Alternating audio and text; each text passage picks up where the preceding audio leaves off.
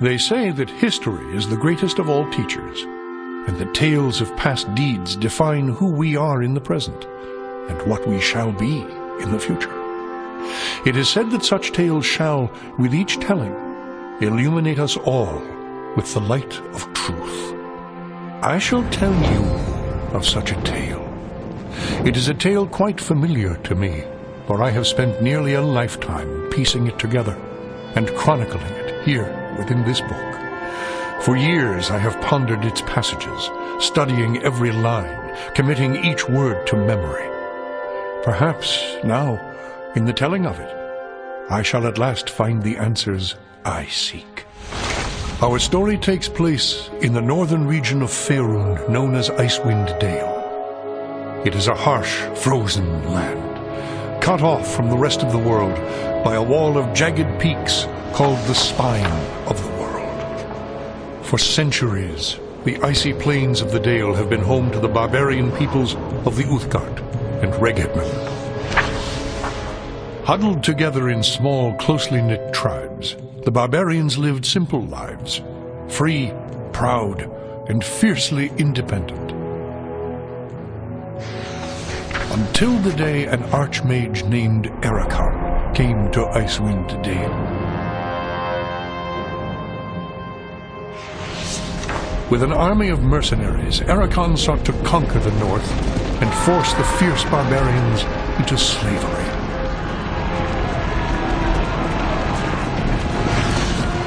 Long weeks of battle followed, and the scattered barbarian tribes suffered terrible losses. Defeat seemed inevitable. In their darkest hour, a barbarian shaman named Jared came forth and demanded a council between all the remaining tribes of the north. A respected warrior, Jared persuaded the council to put aside their differences and unite against Ericon. Strengthened by a new sense of purpose, the barbarians rallied behind their new leader.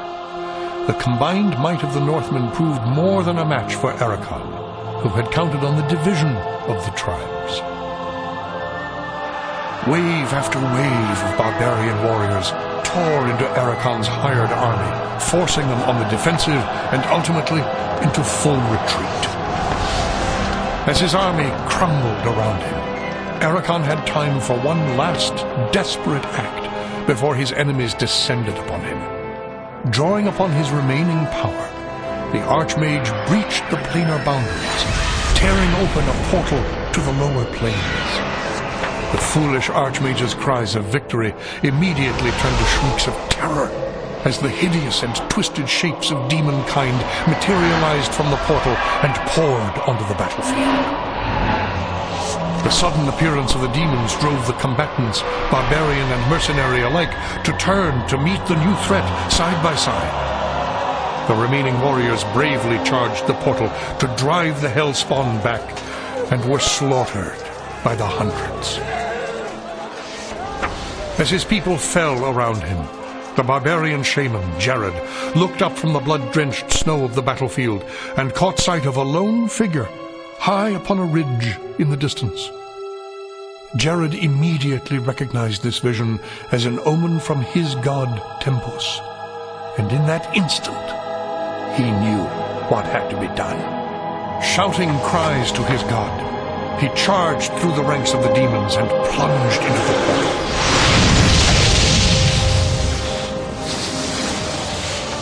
As Jared's blood fused with the energies of the portal, an explosion of white light engulfed the battlefield. When the light subsided, the demons were gone, and the portal was closed. In its place hovered a disk of solid stone. Frozen within the center of the disk was Jared's body, locked in his final moment of agony, in his final moment of triumph, for all eternity. But that is not the end of our tale. It is but the beginning.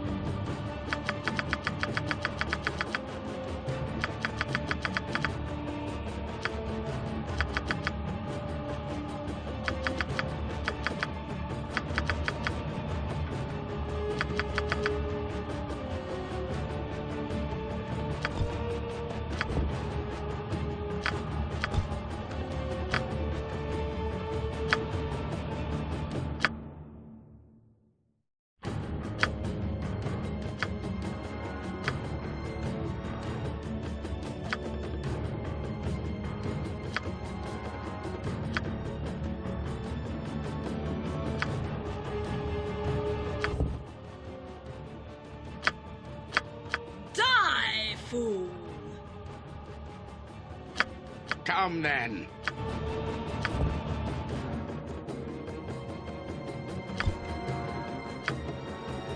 Our tale begins here, in the quiet fishing village of East Haven, one of the so-called 10 towns of Icewind Dale. The tiny community is hardly a town, but rather a collection of ramshackle huts crowded together upon the icy shores of Lake Dineshire.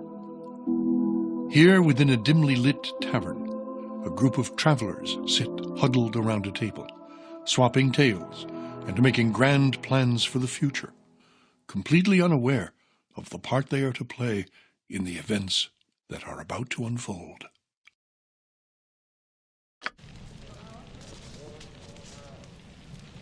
What's this? New face in town, eh? Well then, welcome to East Haven.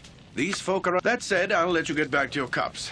I'm sure you've had a long journey, and you'll find there's no better way to shake off the cold of the road than by downing a few mugs of grisette. And if you're in need of lodging, I would recommend talking to Quimby over at the Snowdrift Inn, over on the east side of town. Equipment and supplies can be purchased next door, at Pomab's Emporium. Pomab's prices are a bit high, even for a Kalashite. But you'd be better off well-equipped and short of coin than the other way around.